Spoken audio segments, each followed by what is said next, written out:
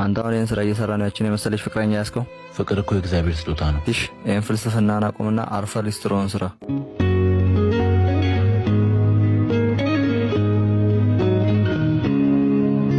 ሰላም ነው ያዕቆብ። ቸኩላለሁ ዘንበለ ጠረግልኝ።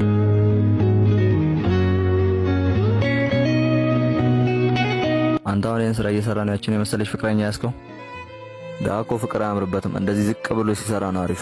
ፍቅር እኮ የእግዚአብሔር ስጦታ ነው። እሺ ይሄን ፍልስፍናና አቁምና አርፈ ሊስትሮን ስራ። ከማት መጠነ ሀብታም ልጅ ጋር ዝም ብላ አትንዘላዘል። ታፈቅረኛለች እኮ። እንደዛ ነው የምታስበው? ይሄን ትጎዳለህ ብላ ነው ይሄን ስራ እየሰራ የምትታገስ።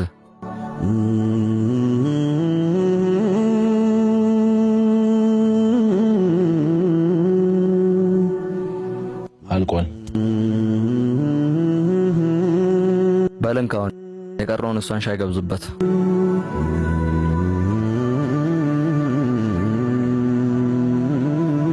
እውነቱን ቢሆንስ?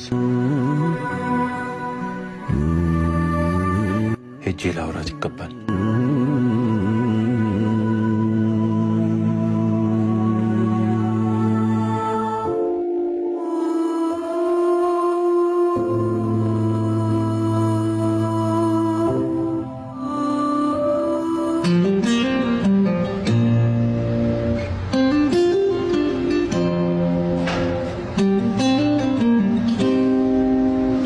የኔ ፍቅር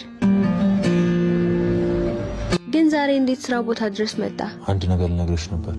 ምን? የኔ ፍቅር አውቃለሁ እኮ እንደምታፈቅሪኝ፣ ግን እኔ አልመጥንሽም።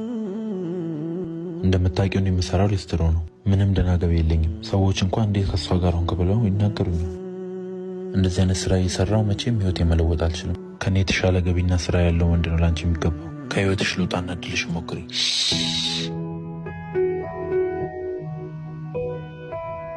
የኔ ፍቅር እኔ ካንተ የምፈልገው አንተና አንተነትህን ብቻ ነው። ይኸውልህ ሰው ስላንተም ሆነ ስለኔ አወራ አላወራ ግድ አይሰጠኝም። ነገ ትልቅ ቦታ ትደርስልኛለህ። ተዋቸው፣ እነሱን የፈለጉትን ነገር ያወሩ። እኔና አንተ ዛሬ ዝቅ ብለን ሰርተን ነገ ትልቅ ደረጃ እንደርሳለን። ና እንሂድ አሁን።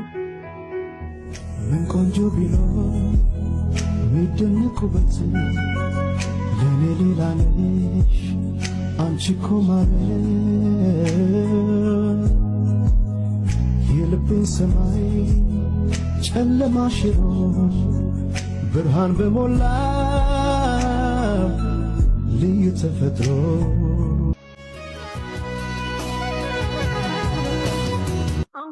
ደስተኛ ሆነሻል? ምን ልትነግሪኝ ነበር?